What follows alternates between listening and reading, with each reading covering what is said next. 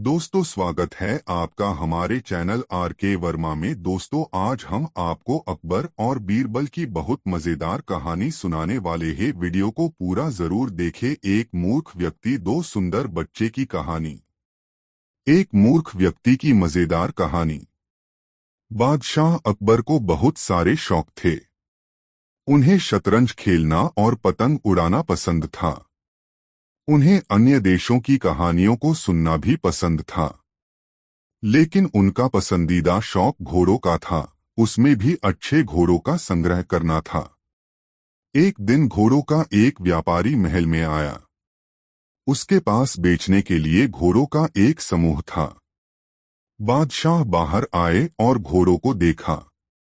बादशाह अकबर ने कहा, ये बहुत ही सुंदर घोड़ों हैं। मैं सारे खरीद लूंगा। क्या तुम्हारे पास और भी हैं? व्यापारी ने कहा, नहीं महाराजा, पर यदि आप मुझे कुछ धन दे दें तो मैं अफगानिस्तान जाकर कुछ और घोड़े खरीद कर ले आऊंगा। अकबर ने घोड़ों के समूह के सारे घोड़े ले लिए और अफगानिस्तान से अधिक घोड़े लाने के लिए 200 सोने के सिक्के दिए। उन्होंने उसे पैसे दिए, लेकिन उससे कोई प्रश्न नहीं पूछा। यह भी नहीं पूछा कि उसका नाम क्या था, वह कहाँ से आया था या वह कहाँ रहता था।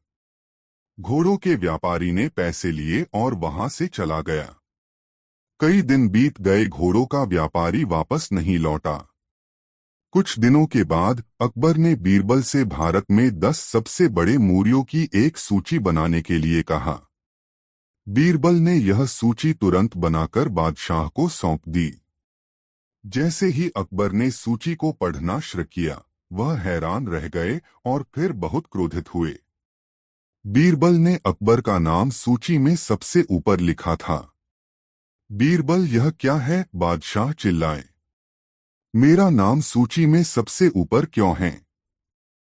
जहांपना, ऐसा इसलिए क्योंकि आप सभी लोगों में सबसे बड़े मूर्ख हैं, बीरबल ने कहा। तुम्हारी इतनी हिम्मत कैसे हुई? अकबर ने बीरबल के शब्दों से आहत होते हुए कहा। बीरबल ने आगे कहा, महाराज, आपने एक अजनबी को इतना ज्यादा पैसा दे दिया और यह भी नहीं पूछा कि वह कौन था, कहां से आया था। क्या यह मूर्खता नहीं है?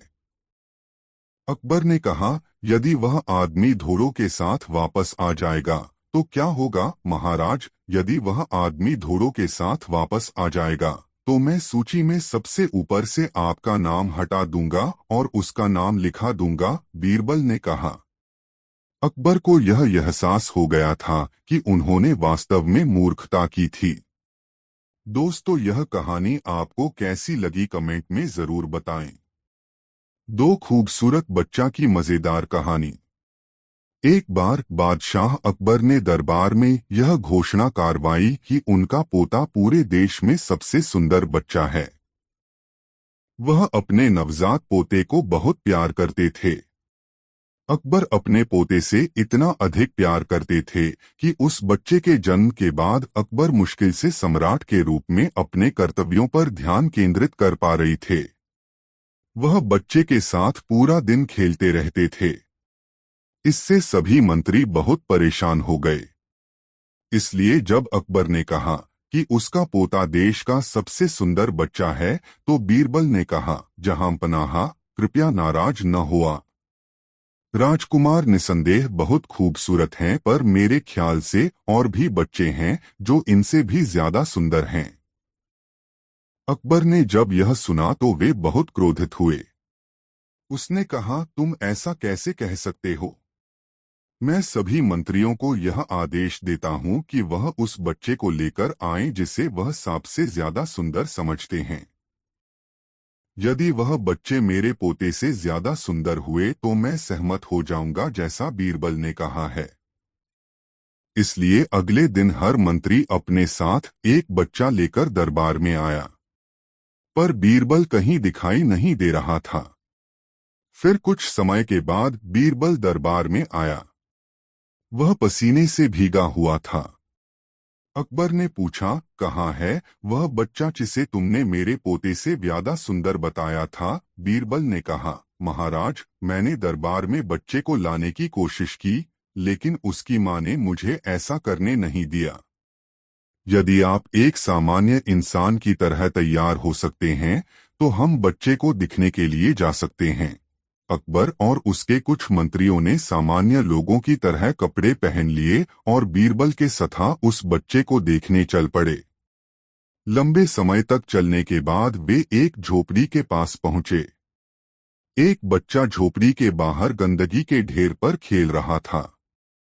वह गंजा था और धूल में लिपटा हुआ था। उसकी एक आंख दूसरी आंख से छोटी थी और उसकी नाक से पानी गिर रहा था। अकबर ने बीरबल से कहा, आपको लगता है कि यह बच्चा राजकुमार से अधिक सुंदर है? यह तो बहुत ही बदसूरत है। जैसे ही अकबर ने यह कहा, बच्चे की मां झोपड़ी से बाहर आ गई।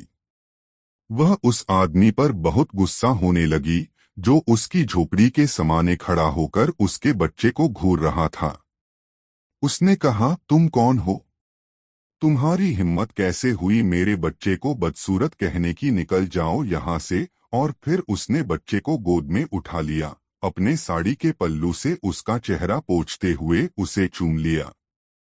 उसने बच्चे से कहा, मेरे प्यारे बेटे, इन लोगों को मत सुनो, तुम इस देश में सबसे सुंदर बच्चे हो। और वह छोटे बच्चे को अंदर ले गई। अकबर समझ गया कि बीरबल क्या कहना चाहता था। उसने कहा, अपने माता पिता के लिए हर बच्चा देशा में सबसे सुंदर होता है। बीरबल मुस्कराया और कहा, और समय आने पर अपने दादा दादी के लिए भी। दोस्तों, वीडियो को एक लाइक जरूर कर दे। 3 शातिर दिमाग मुंशी। नई मजेदार कहानी। शहंशाह अकबर ने एक मुंशी को चुंगी अधिकारी बना दिया। वह मुंशी बहुत ही प्रसन्न हुआ और बादशाह की ढेरों प्रशंसा करके चला गया। कुछ दूरी पर ही बीरबल बैठे थे। मुंशी के जाने के बाद वह बोले, हुजूर, वह मुंशी बहुत ही चालाक, धूर्त और बेईमान जान पड़ता है। देखना, वह बेईमानी करने से बाज नहीं आएगा। बादशाह ने बीरबल की बातों पर कोई ध्यान नहीं दिया। बीरबल का शक सच साबित हुआ। बादशाह के पास मुंशी की शिकायतें आने लगीं कि मुंशी रिश्वत लेता है और प्रजा को बहुत ही तंग करता है। बिना रिश्वत लिए किसी से भी बात नहीं करता है। बादशाह सलामत ने मुंशी का तबादला वहां कर दिया जहां बेईमानी करने की कोई गुंजाइश ही नहीं थी। वह मुंशी अधिकारी से घुड़साल का मुंशी मुकर्रर कर दिया गया। अब मुंशी का काम घोड़ी की लीद तोलना था, लेकिन जहां चाह होती है वहां राह निकल ही आती है। मुंशी ने वहां भी अपनी आदत न छोड़ी और रिश्वत लेने शुरू कर दी। मुंशी साइसों से बोला, तुम सब घोड़ों को दाना कम खिलाते हो, इसीलिए मुझे लीद तोलने को भेजा गया है। यदि तुम्हारी लीद तोल में कम बैठी तो मैं शहंशाह से शिकायत कर दूंगा। साइस यह सुनकर डर गए और मुंशी को प्रति घोड़ा 1 रुपया देने लगे। बादशाह के पास मुंशी की शिकायत पहुंची तो उन्होंने यमुना नदी की लहरें गिनने का काम उसे सौंप दिया। यहाँ पर बेईमानी का कोई काम नहीं था। मुंशी बेईमानों का बेईमान था। यहाँ भी उसने कमाई का रास्ता ढूंढ निकाला। अब मुंशी ने नावों को रोकना शुरू कर दिया और कहने लगा, रुको, मैं अभी लहरें गिन रहा हूँ। बेचारे नाविक जब नावों को रोक रोक कर परेशान हो गए, तब उन्होंने मुंशी को प्रतिमाह 10 रुपए देने प्रारंभ कर दिया।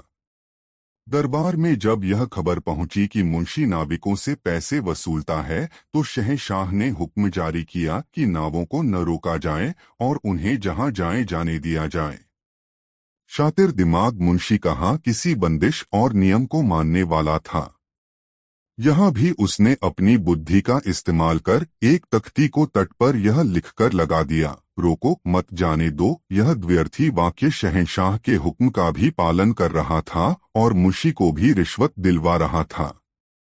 बादशाह के पास फिर भी मुंशी की शिकायतें पहुंचने लगीं, तो उन्होंने उस मुंशी की हरकतों से तंग आकर उसे नौकरी से हमेशा के लिए हटा दिया और बीरबल से कहा, बीरबल, हमने तुम्हारी बात नहीं मानी। तुम्हारा कहना सही था कि यह मुंशी जरूरत से ज्यादा होशियार और बेईमान लगता है। यह सब कहकर शहंशाह ने बीरबल के जिम्मे कर्मचारियों को जांचने परखने का काम लगा दिया। दोस्तों, वीडियो को एक लाइक जरूर कर दे। 4 पढ़ा लिखा गधा बहुत मजेदार कहानी। बीरबल की बुद्धिमत्ता एवं हाजिर जवाबी दूर दूर तक मशहूर थी। एक दिन वह बादशाह अकबर के साथ दरबार में बैठे थे। तभी कर चोरों से जब्त की गई चीजों के साथ एक गधा भी दरबार में लाया गया। बादशाह अकबर को खुश करने के इरादे से बीरबल गधे की तारीफ के पुल बांधते हुए बोले, जहांपनाह, इसके चेहरे से बुद्धिमानी फूट रही है। यदि इसे सिखाया जाए तो यह शायद पढ़ना लिखना भी सीख जाए। बादशाह अकबर ने उनकी बात पकड़ ली और आदेश दिया कि गधा बीरबल को सौंप दिया जाए। फिर बादशाह अकबर ने बीरबल से कहा, यदि गधा इतना बुद्धिमान है तो इसे ले जाओ और महीने भर में पढ़ा लिखा कर वापस ले आओ। बीरबल को यह समझते देर नहीं लगी कि यदि वह इस काम में विफल हो गए तो क्या नतीजा होगा। लेकिन बीरबल तो बीरबल ही थे। हार मानना तो उन्होंने सीखा ही नहीं था। ठीक 1 महीने बाद उसी गधे की रस्सी थामे बीरबल दरबार में हाजिर हुए। बादशाह अकबर ने पूछा, क्या गधा पढ़ लिख गया है? बीरबल ने कहा, जी हाँ जहांपनाह। यह कहते हुए उन्होंने एक मोटी सी किताब गधे के सामने रख दी। गधा जुबान से किताब के पन्ने पलटता चला गया और 30वें पन्ने पर पहुंचकर जोर जोर से रेंकने लगा। बादशाह अकबर और सभी दरबारी आश्चर्यचकित रह गए। तुमने यह चमत्कार कैसे किया? बादशाह अकबर ने पूछा। बीरबल ने बड़ी शान के साथ समझाया, जहांपनाह, पहले दिन मैंने मुट्ठी भर घास किताब की जिल्द और पहले पन्ने के बीच रख दी। दूसरे दिन मैंने घास दूसरे पन्ने पर रख दी और किताब बंद कर दी। गधे ने उसे खोलकर घास खा ली। फिर रोजाना इसी तरह आगे के पन्ने पलटने लगा, लेकिन जब किताब में घास नहीं मिलती तो गधा गुस्से से रेंकने लगता था। बीरबल की तरकीब जानकर बादशाह और सभी दरबारी वाह वाह कर उठे। दोस्तों, वीडियो कैसा लगा कमेंट में जरूर बताएं। 5 बादशाह का इनाम। मजेदार कहानी। अकबर के शहर फतेहपुर सिकरी में सर्दियों के दौरान काफी ठंड पड़ती थी। एक बार बादशाह ने यह घोषणा करवा दी कि वह सोने के 1000 सिक्के उसे देंगे जो शाही महल के बाहर स्थित ठंडी झील में पूरी रात खड़े होने की हिम्मत करेगा। कई दिनों तक अकबर के पास कोई भी नहीं आया। फिर एक दिन एक गरीब ब्राह्मण दरबार में आया। अकबर उस गरीब आदमी को देखकर हैरान रह गए। वह बहुत कमजोर और बीमार था। अकबर ने पूछा, तुम काफी कमजोर और बीमार हो, तुम इस मुश्किल चुनौती को क्यों लेना चाहते हो? ब्राह्मण बोला, मेरे राजा, मैं एक गरीब आदमी हूँ। मेरे छोटे छोटे बच्चे हैं जो भूखे हैं। मुझे पैसों की जरूरत है। अकबर राजी हो गए। ब्राह्मण को 2 पहरेदार झील में लेकर गए। ब्राह्मण ने अपने सारे कपड़े उतारकर जल में प्रवेश किया और पहरेदारों की निगरानी में बर्फ जैसे ठंडे पानी में पूरी रात खड़ा रहा। अगली सुबह पहरेदार ब्राह्मण को दरबार में लेकर गए। अकबर ब्राह्मण की बहादुरी पर हैरान था। उसने पूछा, तुमने सारी रात ठंडे पानी में खड़े रहने के लिए तबंध कैसे किया? क्या तुम्हें ठंड नहीं लगी? ब्राह्मण ने कहा, जी महाराज, मुझे बहुत ठंड लग रही थी, पर तभी मैंने उन दीपकों को देखा जो महल के मीनारों में चमक रहे थे। मैं सारी रात उन्हें देखता रहा और उन्होंने मुझे गर्म रखा।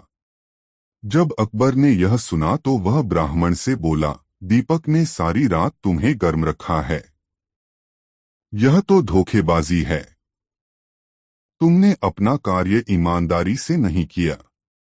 तुम्हें कोई सोना नहीं मिलेगा। और उसने पहरेदारों को आदेश दिया कि वे ब्राह्मण को दरबार से बाहर निकाल दें। गरीब ब्राह्मण बहुत परेशान था। वह जानता था कि बादशाह ने उसके साथ अन्याय किया है, लेकिन बादशाह के साथ तर्क कौन करता। वह दुखी होकर घर चला गया। जब यह सब हुआ तब बीरबल दरबार में उपस्थित था। उसने सोचा, बादशाह बहुत मनमानी कर रहे हैं, मुझे उन्हें सबक सिखाना चाहिए ताकि ब्राह्मण को वह सोने मिल सके जिसका वह हकदार है। बीरबल अकबर के पास गए और सम्मान के साथ झुककर कहा, जहांपना, मैंने अपने मित्रों के लिए एक दावत का आयोजन किया है। मैं आपको और सभी मंत्रियों को आमंत्रित करना चाहता हूं। कृपया आज शाम को दावत के लिए मेरे घर पर पधारें। अकबर यह सुनकर बहुत खुश हुआ। शाम को अकबर ने खबर भिजवाई कि वे आ रहे हैं, परंतु बीरबल ने कहला भेजा कि अभी खाना तैयार नहीं हुआ है। जब तैयार हो जाएगा तो खबर भेज दूंगा। जब बहुत देर तक खबर नहीं आई तो अकबर स्वयं अपने मंत्रियों के साथ बीरबल के घर पहुंच गया। पर जब उन्होंने बीरबल को घर के आंगन में देखा तो वे हैरान रह गए। बीरबल थोड़ी सी आग जलाकर उसके पास बैठा हुआ था, जबकि जो बर्तन आग पर होना चाहिए था वह एक पेड़ की एक शाखा पर ऊंचा लटक रहा था। अकबर कहा ने बीरबल से पूछा, तुम्हें क्या लगता है कि तुम क्या कर रहे हो? बीरबल ने जिले सुभानी, मैं हम सभी के लिए स्वादिष्ट खिचड़ी बना रहा हूँ। इस बात पर बादशाह जोर से हंसने लगे। उन्होंने कहा, मूर्ख, तुम्हें क्या लगता है आग से गर्मी खिचड़ी तक पहुंच जाएगी? तुमने बर्तन ऊंची शाखा पर रख दिया है। बीरबल ने कहा, महाराज, आग की गर्मी बर्तन तक उसी प्रकार पहुंच जाएगी जिस प्रकार महल के दीपक से गर्मी उस दिन गरीब ब्राह्मण तक पहुंची थी। अकबर ने हंसना बंद कर दिया। उन्हें एहसास हो गया कि बीरबल क्या कहना चाहता है। अगले दिन उन्होंने ब्राह्मण को बुलाया और वादे के अनुसार उसे 1000 सेने के सिक्के दिए। ब्राह्मण ने बादशाह का आभार व्यक्त किया और आशीर्वाद दिया। अकबर ने बीरबल को देखा तो बीरबल मुस्कुरा दिए। दोस्तों, वीडियो को एक लाइक जरूर कर दे। 6 स्वर्ग की यात्रा बेहद मजेदार कहानी। जब से बीरबल बादशाह अकबर को दरबार में शामिल हुआ था तब से अकबर के दरबार के कुछ मंत्री खुश नहीं थे। अकबर ने बीरबल का पक्ष अधिक लेना शुरू कर दिया था। इस बात ने मंत्रियों को बीरबल से ईर्ष्या करने वाला बना दिया। उन्होंने शाही नाई की मदद लेने का निश्चय किया। नाई एक गरीब व्यक्ति था। वह मंत्रियों की इस बुरी योजना में शामिल नहीं होना चाहता था, किंतु उनके द्वारा दिए गए सोने के सिक्कों के कारण वह उनका विरोध नहीं कर सका। इसलिए वह मदद के लिए राजी हो गया। एक दिन जब वह अकबर के बाल लाट रहा था तो उसने कहा, जहांपना, कल रात मैंने एक सपना देखा। आपके पिता मेरे सपने में आए और बोले कि वह स्वर्ग में आराम से हैं। उन्होंने आपको चिंता न करने को कहा। अकबर ने जब यह सुना तो वे उदास हो गए, क्योंकि जब उनके पिता मरे थे तब वे बहुत छोटे थे। वे अपने पिता को बहुत ज्यादा याद करते थे। वह बोले, मेरे पिता ने और क्या कहा? मुझे सब कुछ बताओ। नाई ने कहा, जहांपना, उन्होंने कहा कि वह ठीक हैं, किंतु थोड़ा बहुत ऊब गए हैं। वह बोले, यदि आप बीरबल को वहां भेज देंगे तो वह उन्हें बहुत खुश रखेगा। वह स्वर्ग से बीरबल को देखते हैं और उसकी बुद्धि और हास्य की प्रशंसा करते हैं। अकबर ने बीरबल से कहा, प्रिय बीरबल, मैं तुमसे बहुत खुश हूं, किंतु अपने पिता के पास तुम्हें भेजते हुए मुझे बहुत दुख हो रहा है। जो स्वर्ग में खुश नहीं हैं, वे तुम्हें अपने पास बुलाना चाहते हैं। तुम्हें स्वर्ग में जाना होगा और उनका मनोरंजन करना होगा। बीरबल ने यह सुना तो वह चौंक गया। बाद में उसे पता चला कि यह मंत्रियों और नाई द्वारा बनाई गई योजना थी। उसने अपने घर के बाहर एक कब्र खुदवाई और कब्र के साथ एक रंग खोदी जो उसके शयन कक्ष तक जाती थी। फिर वह अकबर के पास गया और बोला, मैं स्वर्ग जाने के लिए तैयार हूं, किंतु हमारे परिवार की परंपरा है कि हमें अपने घर के बाहर दफन किया जाता है। मैंने पहले से ही कब्र की व्यवस्था कर ली है। मैं आपसे अनुरोध करता हूं कि मुझे वहां जिंदा दफन कर दिया जाए। अकबरन ने बीरबल की इच्छा पूरी की।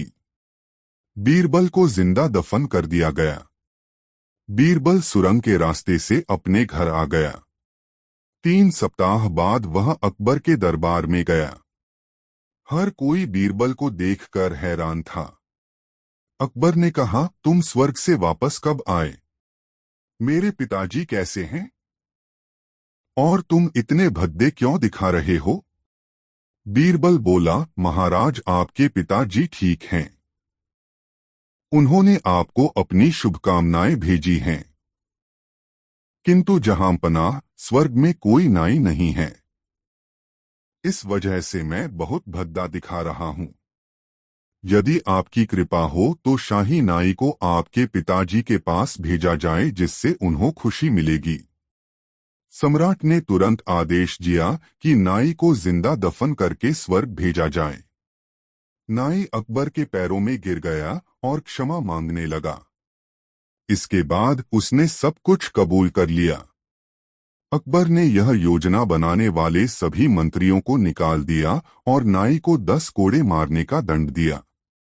दोस्तों, यह आपको कैसी लगी कमेंट में जरूर बताएं।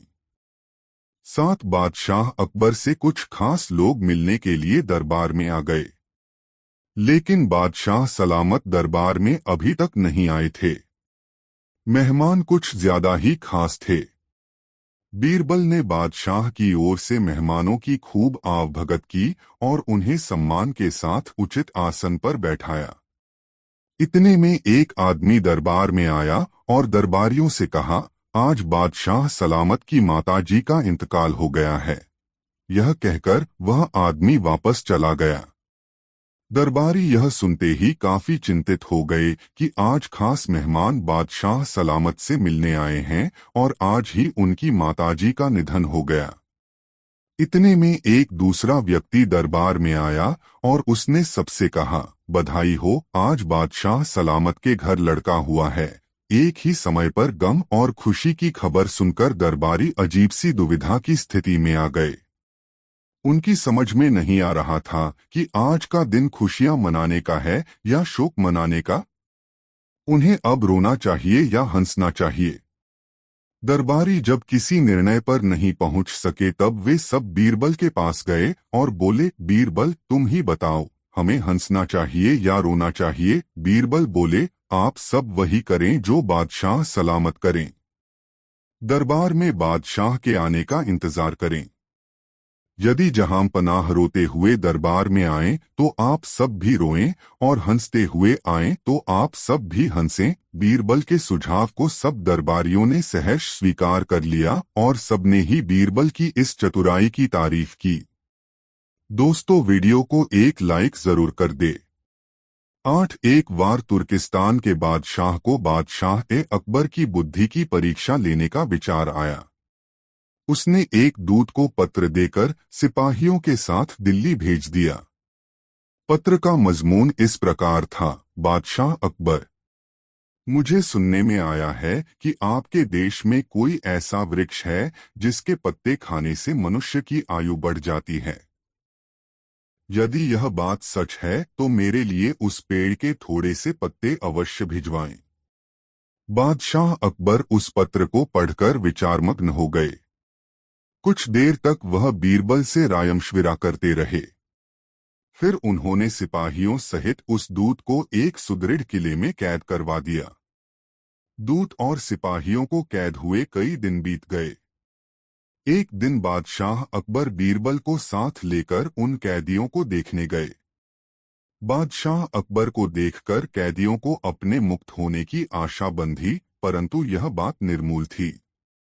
बादशाह अकबर उनके पास पहुंचकर बोले, तुम्हारा बादशाह जिस वस्तु को चाहता है वह मैं तब तक उसे नहीं दे सकूंगा जब तक कि इस सुदृढ़ किले की 1-2 ईंट न ढह जाए। उसी समय तुम लोग भी रिहा किए जाओगे।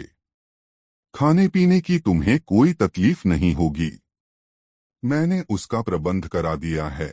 इतना कहकर बादशाह अकबर चले गए, परंतु कैदियों की चिंता अधिक बढ़ गई। वे अपने मुक्त होने का उपाय सोचने लगे। कुछ देर तक कैदी विचार विमर्श में डूबे रहे। अंत में वे ईश्वर की वंदना करने लगे, या खुदा, क्या हम इस बंधन से मुक्त नहीं किए जाएंगे? क्या हमारा जन्म इस किले में बंद रहकर दुख भोगने के लिए हुआ है? आप तो बड़े रहमदिल हैं। हम बेगुनाहों पर भी कृपा कीजिए। इस प्रकार वे नित्य प्रार्थना करने लगे। ईश्वर की दयालुता प्रसिद्ध है। एक दिन बड़े जोरों का भूकंप आया और किले का कुछ भाग भूकंप के कारण धराशायी हो गया। सामने का पर्वत भी टूटकर चकनाचूर हो गया। इस घटना के पश्चात दूत ने बादशाह के पास किला टूटने की सूचना भेजी। बादशाह अकबर को अपनी कही हुई बात याद आ गई। इसलिए वह दूत और उसके साथियों को दरबार में बुलाकर बोले, आपको अपने बादशाह का सवाल पता ही होगा और अब उसका उत्तर भी तुमने समझ लिया है। यदि नहीं समझा हो तो सुनो, मैं उसका खुलासा किए देता हूँ। देखो, तुम लोग गिनती में केवल सी हो और तुम्हारी आह से ऐसा सुदृढ़ किला ढह गया। फिर जहाँ हजारों लोगों पर अत्याचार हो रहा हो, वहाँ के बादशाह की उम्र कैसे बढ़ेगी? लोगों की आह से उसका शीघ्र ही पतन हो जाएगा। हमारे राज्य में अत्याचार नहीं होता। गरीब प्रजा पर अत्याचार न करना और भली भांति पोषण करना ही आयुवर्धक वृक्ष है। बाकी सारी बातें बेकार हैं। इस प्रकार समझा बुझाकर बादशाह अकबर ने उस दूत और उसके साथियों सहित स्वदेश जाने की आज्ञा दे दी और उनका मार्ग व्यय भी दिया। तुर्किस्तान पहुंचकर उन्होंने दिल्ली की सारी बातें अपने बादशाह को समझाई। बादशाह अकबर की बातों से शिक्षा लेकर वह बादशाह और उसके दरबारी उनकी भूरी भूरी प्रशंसा करने लगे। सच है, लोगों की दुआओं से ही इंसान फलता फूलता है, फिर चाहे वह बादशाह हो या फकीर। दोस्तों, वीडियो कैसा लगा कमेंट में जरूर बताएं और वीडियो को एक लाइक जरूर कर दे। 6 बीरबल ने चोर पकड़ा, बिल्कुल नई मजेदार कहानी। एक अमीर व्यापारी महल के पास रहता था। एक बार उसके घर में चोरी हो गई। उसकी पत्नी के गहने चोरी हो गए। व्यापारी को शक था कि चोर उसके नौकरों में से कोई है। वह बीरबल के पास गया। उसे अपने घर में हुई चोरी और अपने शक के बारे में बताया। बीरबल व्यापारी के घर गया। उसने सब नौकरों को इकट्ठा किया और जोर से पूछा, घर से गहने किसने चुराए हैं? सभी नौकरों ने सिर हिलाकर चोरी से इनकार किया। एक पल के लिए बीरबल ने कुछ सोचा। फिर सभी नौकरों को एक जितनी लंबाई की एक एक लकड़ी दी और जोर से कहा, असली चोर की लकड़ी कल सुबह तक अपने आप 2 इंच बढ़ जाएगी। कल सुबह तुम सब अपनी अपनी लकड़ी लेकर यहाँ आना। सभी नौकर अपने अपने घर चले गए। दूसरे दिन वे सब फिर वहां इकट्ठे हो गए। बीरबल ने सबको अपनी अपनी लकड़ी दिखाने को कहा। एक नौकर की लकड़ी 2 इंच छोटी थी। बीरबल ने जोर से कहा, यही चोर है। जेल के दरबान उस नौकर को पकड़ कर ले गए। व्यापारी ने बीरबल से पूछा, आपने उसे कैसे पकड़ा? बीरबल ने उत्तर दिया, यहाँ आने से पहले असली चोर ने अपनी लकड़ी को 2 इंच काट लिया था। उसे डर था कि उसकी लकड़ी सुबह तक 2 इंच बढ़ गई होगी। दोस्तों, वीडियो कैसा लगा कमेंट में जरूर बताएं। साथ कुछ भी नहीं बचा नई कहानी। अपने सवालों के लिए प्रसिद्ध बादशाह अकबर दरबार आए तो बीरबल कहीं नजर नहीं आए। उन्होंने दरबारियों से पूछा, बताओ, 27 में से 9 गए तो क्या शेष रहा? दरबारी मन ही मन सोचने लगे कि बादशाह यह क्या पूछ रहे हैं।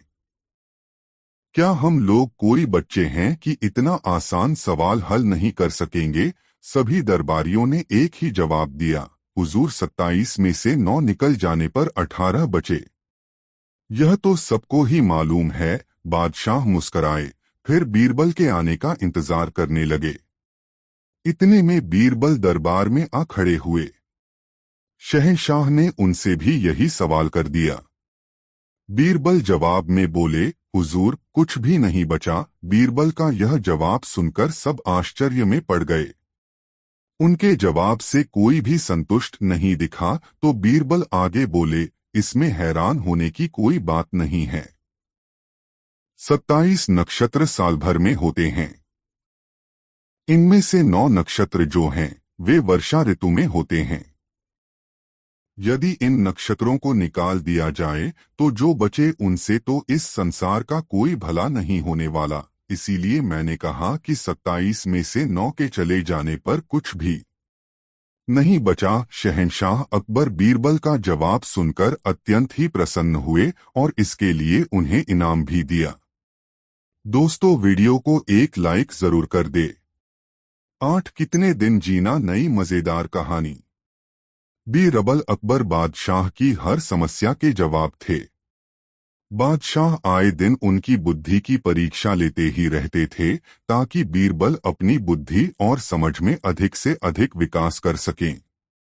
बादशाह ने एक दिन एक साधु को बीरबल के पास उनके बुद्धि बल की परीक्षा लेने के लिए भेजा।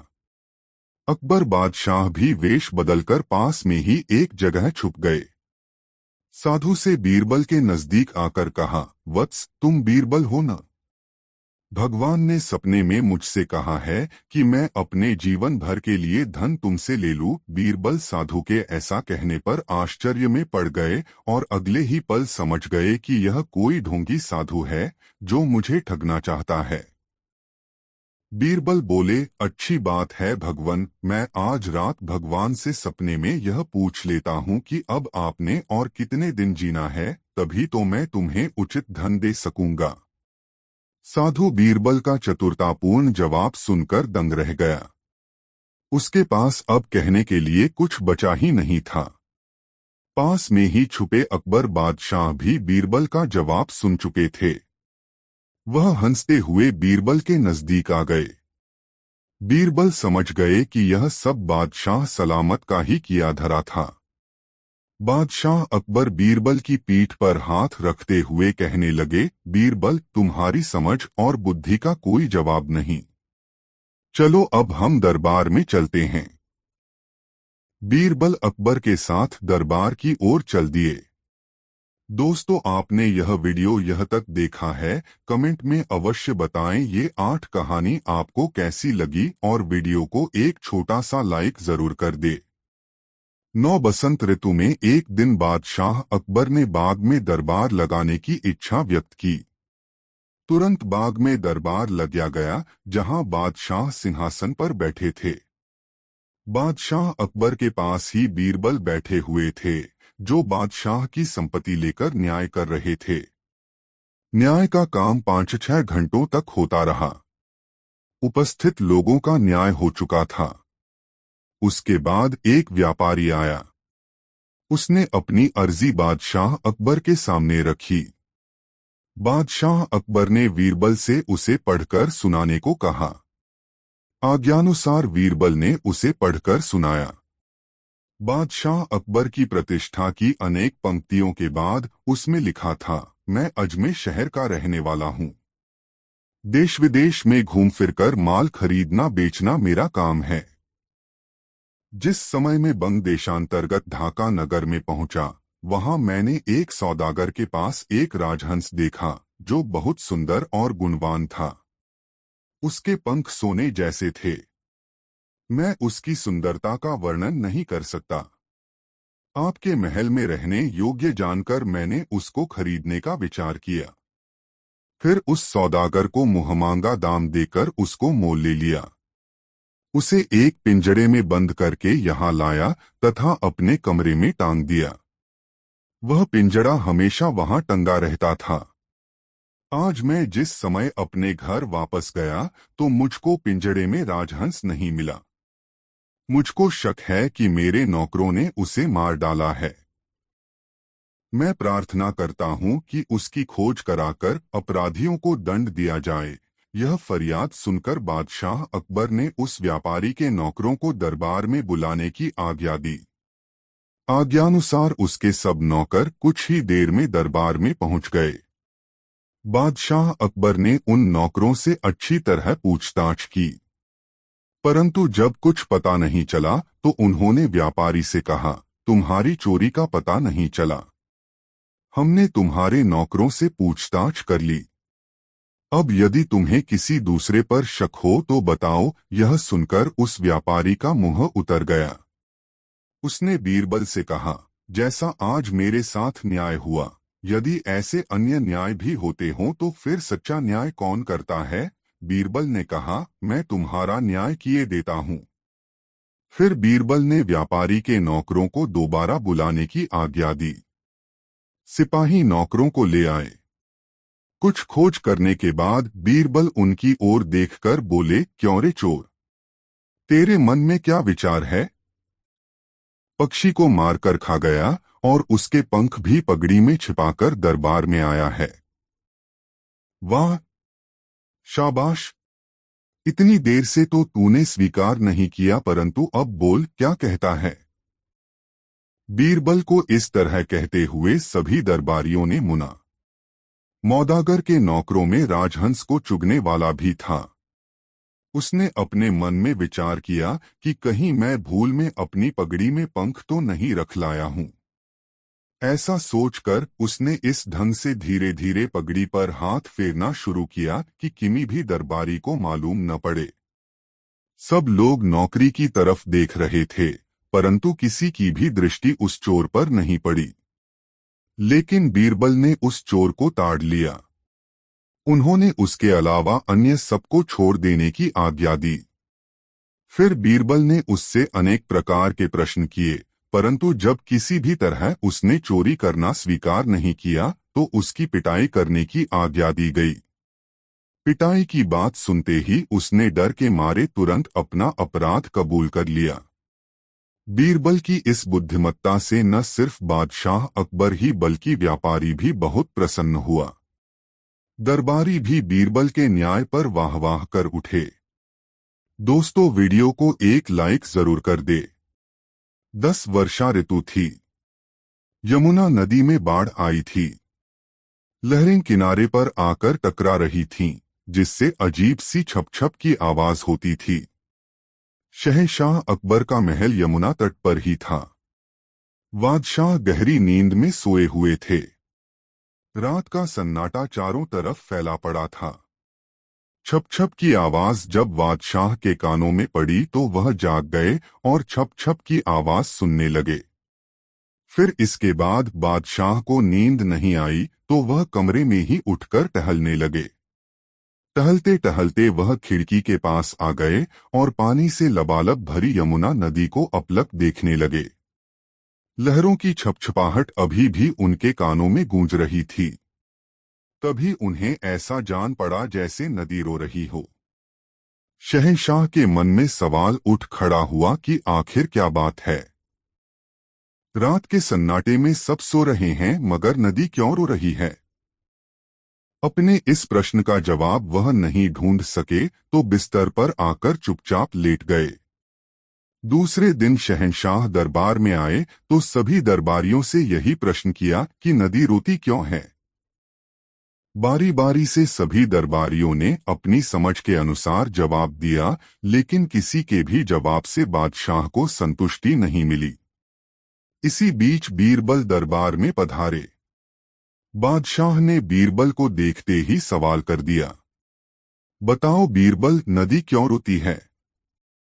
बीरबल इस बेतुके सवाल पर कुछ देर तक हतप्रभ खड़े रहे। फिर उन्होंने कहा, जहांपनाह, मैं आपके सवाल का जवाब तभी दे सकता हूं जब मैं नदी का रोना अपने कानों से सुनूंगा।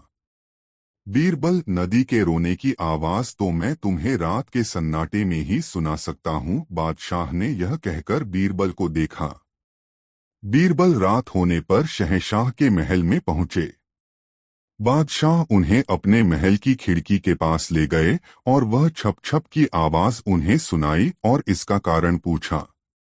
बीरबल अगले पल ही यह समझ गए कि यह तो पानी के बहने की आवाज है और बादशाह ने इसे ही नदी का रोना मान लिया है।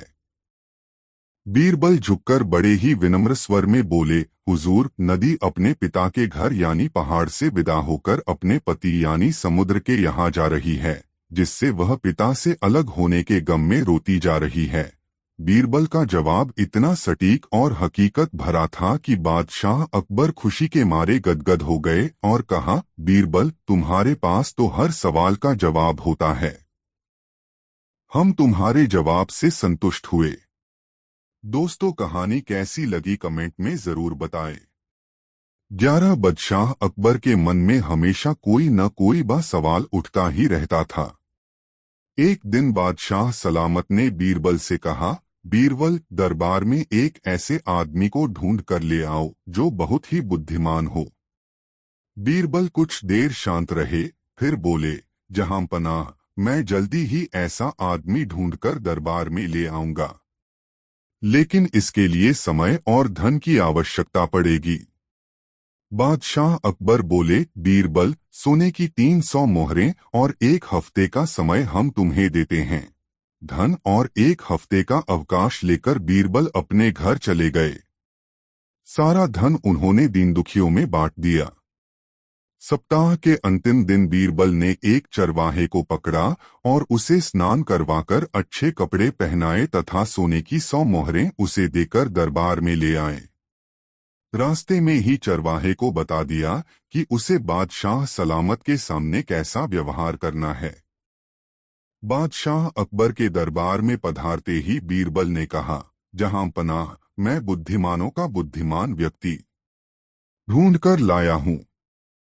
शहंशाह ने चरवाहे को देखते हुए पूछा, तुम्हारे माता पिता तुम्हें क्या कहकर बुलाते हैं? तुम कहाँ के रहने वाले हो? तुम कौन सी खास बात जानते हो? एक साथ इतने सवाल बादशाह अकबर ने कर दिए, लेकिन चरवाहे ने किसी भी सवाल का जवाब नहीं दिया, क्योंकि बीरबल ने उसे पहले से ही चुप रहने के लिए कहा था। बादशाह ने शिकायत भरे लहजे में बीरबल से कहा, बीरबल, यह कहीं गूंगा और बहरा तो नहीं है। इसने तो हमारे किसी भी सवाल का जवाब नहीं दिया। भला यह बुद्धिमानों का बुद्धिमान कैसे हो सकता है? बीरबल ने शीश नवाकर कहा, हुजूर, यह इसकी बुद्धिमानी है। इसने अपने बड़े बूढ़ों से सीख रखा है कि राजा और स्वयं से अधिक समझदार व्यक्ति के सामने चुप रहने में ही भलाई है। यह उनसे मिले ज्ञान का अनुसरण कर रहा है। बादशाह अकबर बीरबल के इस तर्क के आगे अब क्या बोलते। वे मुस्कुराकर ही रह गए और चरवाहे को इनाम देकर सम्मान के साथ दरबार से विदा किया। दोस्तों, वीडियो कैसा लगा कमेंट में जरूर बताएं और वीडियो को एक लाइक जरूर कर दे। 7 बेईमान न्यायाधीश नई मजेदार कहानी। अकबर का राज्य बहुत ही बड़ा था, इसलिए उसने शहर में लोगों की विभिन्न समस्याओं का समाधान करने के लिए अनेक न्यायाधीशों की नियुक्ति की। एक दिन एक औरत सोने के सिक्के के थैले के साथ एक न्यायाधीश के पास जाकर बोली, श्रीमान, यह मेरे जीवन की जमा पूंजी है। मैं तीर्थ यात्रा पर जा रही हूँ और अपने साथ यह मेरे जीवन की जमा पूंजी है। मैं तीर्थ यात्रा पर जा रही हूँ और अपने साथ इतना पैसा नहीं ले जा सकती। कृपया जब तक मैं वापस नहीं आती तब तक यह थैला आप अपने साथ सुरक्षित रख लें। न्यायाधीश ने थैला अपने पास रख लिया। महिला उसने विदा लेकर तीर्थ यात्रा पर चली गई। 1 महीने बाद महिला वापस लौटी, तब वह सीधे न्यायाधीश के पास गई और बाद उसने थैला वापस ले लिया। किंतु जब वापस घर आकर उसने थैले की सील तोड़ी तो उसने देखा कि थैला पत्थरों से भरा हुआ था। उसका सोना गायब था। वह न्यायाधीश के पास गई और उसने बहस करने लगी। न्यायाधीश ने कहा, दुष्ट औरत, तुमने खुद थैले में पत्थर भरे थे और अब मुझे भुगतान करने को कह रही हो। औरत के पास कोई और रास्ता नहीं था। वह न्याय के लिए बादशाह की अदालत में गई। अकबर ने जब कहानी सुनी तो वह बहुत हैरान हुआ। न्यायाधीश एक पुराना और शक्तिशाली आदमी था। अकबर बिना गवाहों के उसे दंड नहीं दे सकता था। इसलिए उसने बीरबल को बुलाया और उसे सब कुछ बताया। बीरबल ने कुछ देर सोचा और फिर उसने अकबर से कहा, जहांपनाह, आज सोने से पहले आप अपने बिस्तर की चादर को देखना। मैं इस मामले को कल हल कर लूंगा। अगले दिन अकबर ने बीरबल को कहा, मैंने वैसा ही किया जैसा तुमने मुझसे कहा था। किंतु सुबह जब मैं सोकर उठा तो देखा कि चादर बिल्कुल नई तरह की दिखी। बीरबल मुस्कराया और बोला, जहांपनाह, मुझे कुछ समय दीजिए, मैं आपको अपने गवाह लाकर दूंगा। कुछ समय के बाद बीरबल एक बूढ़े दर्जी को पकड़कर लाया। दर्जी ने कहा, हाँ, मेरे मालिका पुराने न्यायाधीश ने एक थैला मुझे सिलाई करने के लिए दिया था। मुझे यह समझ नहीं आया कि